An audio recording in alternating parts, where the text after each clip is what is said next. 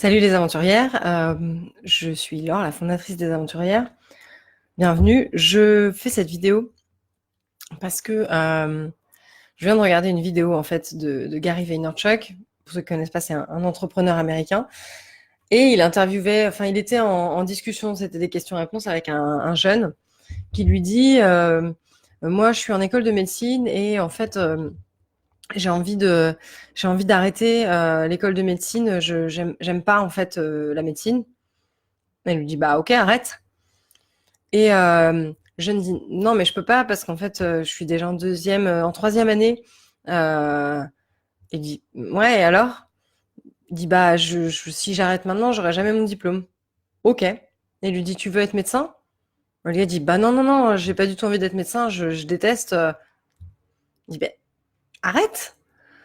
Et le truc continue pendant quelques temps, c'est hallucinant parce que de l'intérieur, ce niveau de déni-là, on peut le juger facilement de l'extérieur, on peut regarder ça et se dire waouh, ce gamin est complètement à côté de la plaque.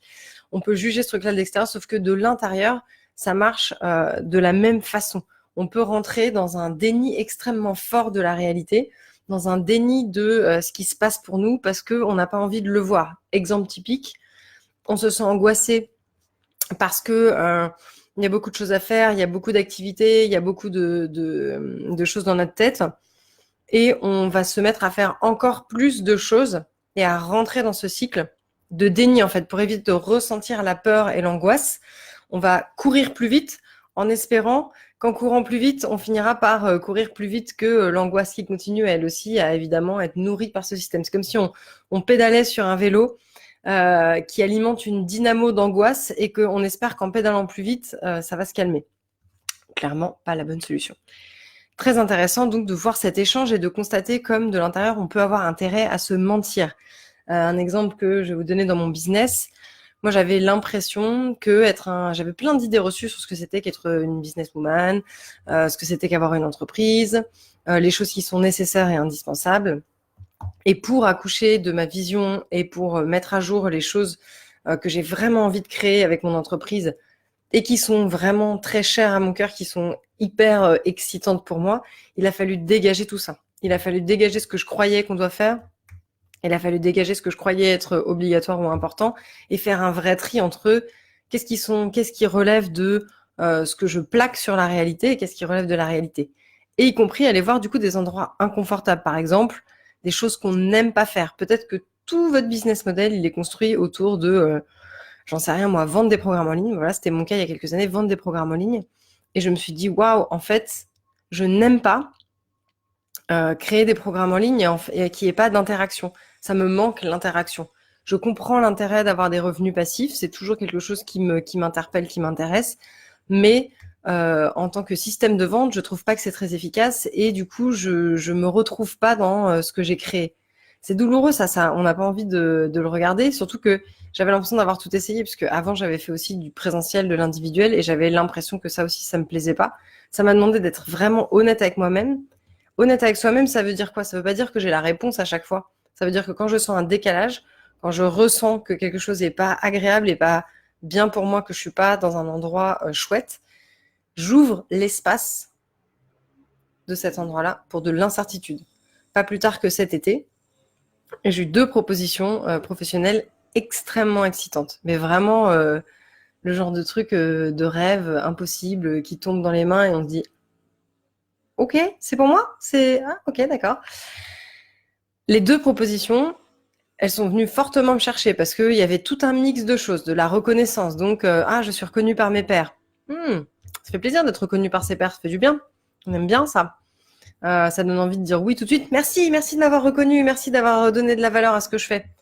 Deuxième truc, ça a apporté une certaine sécurité, une certaine stabilité dans la vision pour le futur. Une stabilité qui vient pas de ce que moi j'ai envie de faire, mais de ce qu'on me propose. Très différent. Mais quand même, stabilité. Stabilité, sécurité, c'est pas mal. Au bout de 4 ans et demi d'entrepreneuriat, des fois, on est content de voir de la stabilité au tableau. Donc stabilité, reconnaissance et à chaque fois, un sentiment de décalage avec moi. Maintenant, parce que c'est pas qu'avant je les ressentais pas, parce qu'avant je ne voulais pas les ressentir. Donc je les ressentais et j'essayais de pédaler plus vite pour pas les ressentir. Maintenant, je ressens ça et j'ouvre l'espace pour ça. et j'écoute ce qui se passe. J'écoute ce qui se passe quand on me fait une proposition absolument géniale sur le papier et où je sens que c'est pas pour moi. Et que je me dis, ah ok, donc là je prends la responsabilité de dire non à cette possibilité. Trop bien, beaucoup plus agréable que de nier le truc jusqu'à ce que ça fasse un gloubi-boulga et puis d'y aller à moitié ou de pas y aller mais de laisser le truc mourir. Deuxième chose, j'ouvre aussi l'espace pour des points d'interrogation, donc pour de l'incertitude, pour des endroits où je ne sais pas. Il y a une grosse différence entre la confusion et l'incertitude. La confusion, c'est quand je ne sais pas, mais je juge le fait que je ne sais pas. Je pense que je devrais savoir. Donc, je souffre et je me dis, ah mon Dieu, tout est confus, c'est horrible, je sais pas dans quelle direction aller, etc., etc. Le problème, c'est pas que je sais pas, c'est que je veux savoir. Je pense que je devrais savoir. Donc, je me juge pour le fait de pas savoir. Ça, c'est la confusion. L'incertitude, c'est juste, j'ouvre l'espace pour cet endroit, je me dis, ah, je ne sais pas. Ok, je sais pas. J'attends d'avoir un ressenti plus clair. Peut-être que j'ai besoin de plus d'éléments factuels. Je sais pas parce que j'ai pas les données pour savoir. Il y a plein de choses qui peuvent se passer dans l'incertitude. Dans la confusion, c'est plus compliqué. Donc, la capacité, le déni, c'est l'inverse de ça. Le déni, c'est voilà, je sais pas, je le juge, donc je rentre dans un cycle de confusion d'où j'essaye de sortir à tout prix en reprenant n'importe quelle porte qui me donne l'illusion d'une réponse. Et le déni, c'est aussi, je refuse de regarder la réalité. Alors je vous partage ça, c'est un truc un peu perso, mais ça m'a tellement choqué en fait, ça m'a tellement fait écho avec le truc de Gary Vee. Gary Vee continue la discussion avec ce gars qui lui dit oui, mais tu comprends pas, dans ma culture c'est compliqué, dans ma famille, j'ai voulu m'inscrire à des arts martiaux, je suis revenue blessée à la maison et mes parents m'ont dit t'arrêtes ça tout de suite, on veut pas que tu sois blessée. On te coupe l'argent, tu pourras plus te payer les arts martiaux. Il dit mais qu'est-ce que tu penses que je dois faire? Et Gary Vee lui dit bah arrête de prendre l'argent de tes parents. Arrête de prendre l'argent de tes parents. À partir de maintenant, ne prends plus un centime de tes parents. Et fais-toi le cadeau d'être indépendant et d'aller vivre tes rêves. Bon, peu importe qu'on soit d'accord ou pas avec ça, en tout cas, le déni de la réalité, c'est-à-dire, il lui dit, c'est simple en fait, les gens qui te donnent de l'argent ont le pouvoir. Tes parents te payent tes hobbies, ils ont le droit de décider quel hobby tu fais. Point barre. C'est d'eux que vient l'argent pour le faire, donc bah, t'es dépendant d'eux. Ils décident de couper, ils décident de couper. Est-ce que c'est juste, est-ce que c'est chouette? On s'en fout, en fait, c'est pas le sujet. La réalité, elle est là. Ils payent, ils peuvent décider d'arrêter de payer. Donc, au lieu de chouiner pour ça, bah, fais en sorte que ça soit plus le cas si ça t'énerve. Et donc, ça m'amène à mon histoire. Il y a quelques semaines, j'ai une copine au téléphone et elle me parle d'un pote à elle qui est malade, qui a une maladie qui dégénérescente, enfin qui petit à petit devient de plus en plus grave. Elle est super inquiète. Et voilà, bon, bref, on discute de ça. Et il se trouve que dans mon entourage, j'ai 2 personnes qui sont vraiment très, très spécialistes sur la santé naturelle, le fait de reprendre de l'énergie, de se soigner avec son alimentation, avec des compléments alimentaires, avec énormément de choses qui sont extrêmement calées là-dessus. Dont une personne qui est Jérémy Mercier, le mari de Flora. J'en parle à Jérémy. Rapidement comme ça, il me donne 2-3 trucs, il me dit ah oui bah ça vaudrait le coup de faire ça et ça.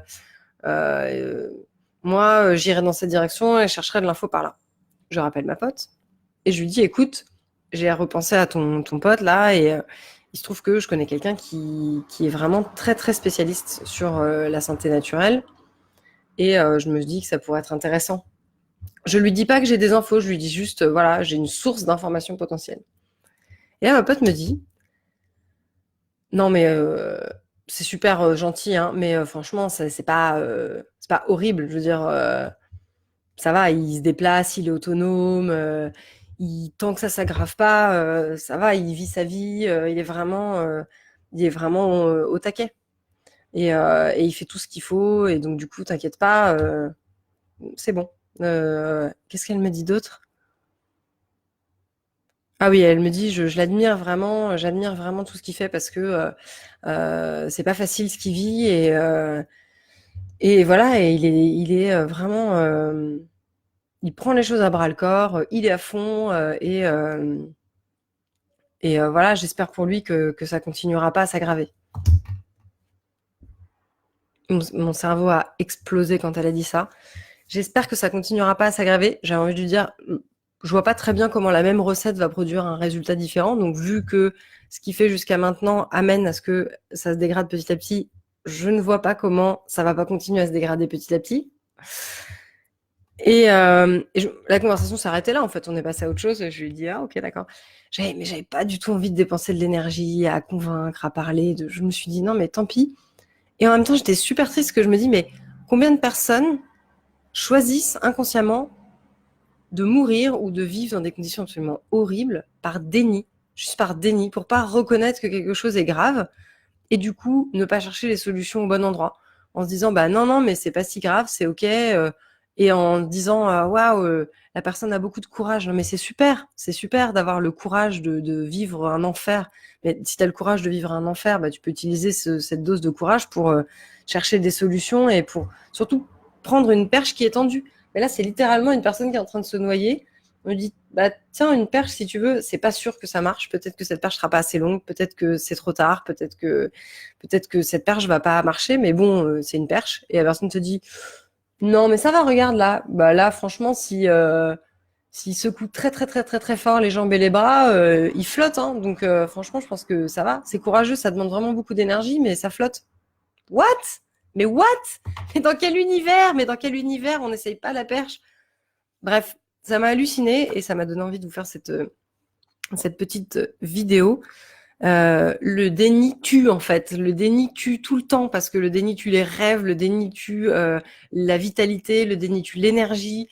Et le fait de vivre dans une forme ou une autre de déni, d'accepter, de faire en sorte que dans son système, ça soit ok de ne pas regarder la réalité, de préférer se dire ouh la réalité je sais pas, hein, c'est un peu trop non, c'est un peu trop radical. Moi je vais plutôt regarder un autre truc. C'est une peinture que j'ai faite qui s'appelle Inspiration de la réalité. Oh, ça m'énerve. Ça me rend dingue de voir ça. Ça me rend dingue de voir que bah voilà que c'est même pas qu'elle me dit non mais il a déjà testé des choses et ça n'a pas fonctionné ou bah non mais en fait c'est compliqué, il est allergique à beaucoup de choses, ça, peu importe, bref, ce qu'elle aurait pu dire pour expliquer pourquoi. Mais elle a même pas ouvert la porte, en fait. Dès que j'ai émis la possibilité, après avoir entendu le bah, ça va vraiment pas très bien, etc., etc., ah bah, il y a peut-être une ressource, j'ai une ressource qui pourrait peut-être apporter un éclairage différent. Non, mais attends, ça va pas si mal que ça. Ok, c'est un choix. La question, c'est quand est-ce que dans ta vie, toi, personne qui regarde cette vidéo, ma vie, moi qui fais cette vidéo, on choisit cette option-là, en fait. Non, mais ça va pas si mal que ça. Non, mais c'est pas si grave. Non, franchement, si je respire 3 fois profondément et que je médite 14 fois par jour, j'arrive à ignorer le sentiment d'angoisse latent qui est constamment présent dans ma vie. Et non, à l'inverse, pour finir sur une note positive, à l'inverse, j'ai une cliente avec qui je travaille depuis plus d'1 an maintenant, qui est dans l'accompagnement et qui a eu le courage extrême d'aller voir un mécanisme de sauveur qui est présent chez elle. C'est un truc qui est pas du tout confortable pour elle. Elle est dans l'accompagnement, elle a pas du tout envie de sauver les gens. C'est un truc sur lequel elle a beaucoup bossé auparavant. Donc, quand on a remis le doigt dessus, elle était un peu découragée de se dire putain, bah en fait, c'est encore là ce truc-là. Donc super, j'ai refait un tour de parking. Il faut que je rebosse sur ça et tout. En fait, elle n'a pas fait un tour de parking. Elle a juste bosse parfois certains sujets, pardon, par strate, quoi, parce qu'il y a plusieurs choses à aller voir, de plus en plus subtiles. Et en fait, là, elle a fait un énorme pas en avant. Elle sent beaucoup de légèreté. Elle a l'impression d'avoir décollé son armure de protection qui faisait qu'elle avait envie de sauver les gens parce que bah, ça la protégeait de la vulnérabilité, de l'intensité d'être elle-même. Et quand je lui demandais bah, comment t'as fait, qu'est-ce qui a permis ce changement-là, c'est l'observation. Elle dit j'ai juste reconnu que c'était là, j'ai accepté que c'était là, j'ai dit bah ok, aujourd'hui il y a ce syndrome de sauveur qui est là et qui se manifeste comme ça, et je vais l'observer et je vais faire de la place pour ça. Et rien que le fait de faire de la place pour ça, bah, ça lui a permis de le voir, de sortir du jugement de ah non je le nie parce que je trouve ce truc horrible, que derrière le déni il y a quoi, il y a je juge en fait ce qui est là, je trouve que c'est horrible et que c'est indigne et que ça devrait pas être là, donc du coup je le juge et j'empêche bah, de le regarder. Et là elle a enlevé ça, elle l'a regardé, elle a dit ok j'accepte, c'est là, aujourd'hui c'est là. Et le truc a bougé et c'est levé. Il y a eu un énorme poids qui s'est levé pour elle. Donc Parce que j'avais envie de vous partager 3 histoires. Un jeune qui veut faire des arts martiaux, financé par ses parents et qui comprend pas pourquoi ses parents, ont le choix de ne plus lui payer les arts martiaux qu'il a envie de faire. Une copine qui veut pas, accepter, que, son pote, est malade et du coup, bah, n'accepte même pas la possibilité d'une solution parce qu'elle accepte pas vraiment la maladie. Et ma cliente qui accepte qu'elle avait un syndrome, une posture de sauveur et qui du coup bah, arrive à remettre de la légèreté, à aller dans de la vulnérabilité, dans de la fraîcheur pour elle, ce qui est juste énorme. Je vous laisse avec ça, avec ces observations. Si vous avez des questions, des anecdotes, des histoires à partager, de trucs que vous avez vus aussi, dans lesquels le déni peut jouer une grosse place et que vous avez choisi de regarder la réalité, ou des endroits où vous voyez que c'est encore un peu en négociation, que ça tiraille. La question c'est, bah voilà, où est-ce que je choisis de me dire, bon c'est pas si grave, oh bah non mais c'est pas vraiment comme ça va en fait ça va. Où est-ce que je négocie avec la réalité et avec moi-même pour éviter l'intensité de ce qui est là. Une très bonne journée, une très bonne semaine à tout le monde et à bientôt.